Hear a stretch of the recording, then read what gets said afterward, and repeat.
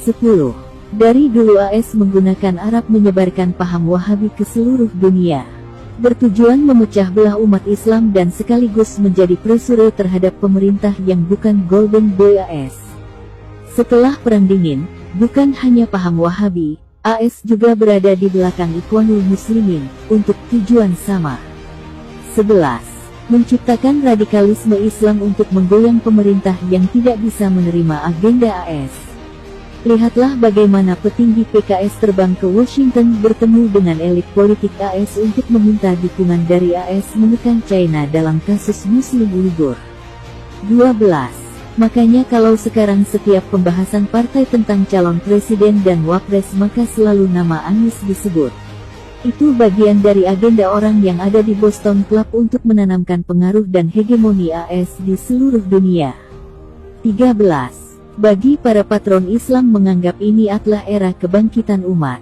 Niat menjadikan Anies Baswedan sebagai Presiden, Wapres 2024, untuk melancarkan agenda merek mengubah UUD 45 yang bersyariah. Namun merek lupa, ketika rezim pro-AS berkuasa, yang pertama kali disikat radikalisme Islam itu sendiri. 14. Mengapa AS sangat paham radikalisme? Dia kreatornya dan itu diperlukan AS untuk mencapai tujuannya, bukan untuk menjalankannya. Lihat fakta sejarah.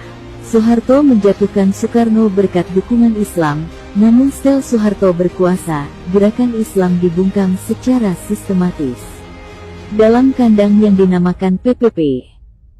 15. Lihatlah fakta Turki, Erdogan yang Ikhwanul Muslimin berhasil mengalahkan partai sekular.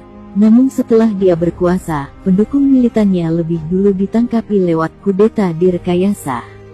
Ribuan ulama Ikhwanul Muslimin ditangkap, yang lari ke luar negeri, diburu. 16. Muhammad Morsi yang Ikhwanul Muslimin, berhasil menang pemilu menjatuhkan Mubarak, juga akhirnya dijatuhkan oleh AS lewat kudeta militer. Asteris berteman dengan serigala, hanya memberikan cara efektif dan efisien memangsa Anda. 17. Jangan kaget, saat Pilpres 2024 nanti, kapal induk AS ada di Selat Sunda.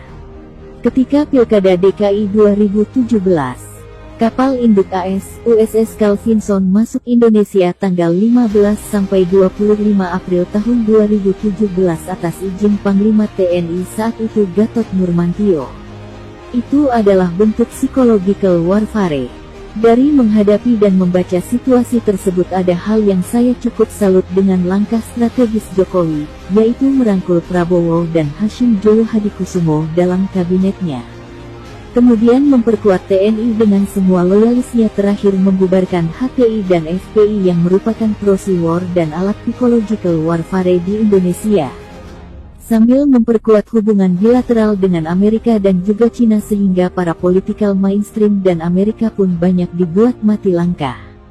Dan malahan Amerika lebih memilih berhubungan baik dengan pemerintah daripada para political mainstream, seperti kita lihat FPI dibubarkan tanpa ada yang memprotes pembubaran tersebut kecuali riak-riak kecil para politisi busuk dan Yusuf Kala ke Taliban tanpa ada dukungan dari pemerintah. Luar biasa kecerdasan dan keberanian presiden kita ini. Menghadapi singa dengan langkah cerdas dan berani karena beliau betul-betul seorang nasionalis sejati. Yang ingin mengembalikan negara kepada kedaulatan rakyat tidak seperti political mainstream selama ini. Don't let Jokowi walk alone dalam rangka mengembalikan kedaulatan rakyat dan lawan terus setiap usaha mengembalikan fasisme di negeri ini. Merdeka! Salam kedaulatan rakyat! Tito Gatsu.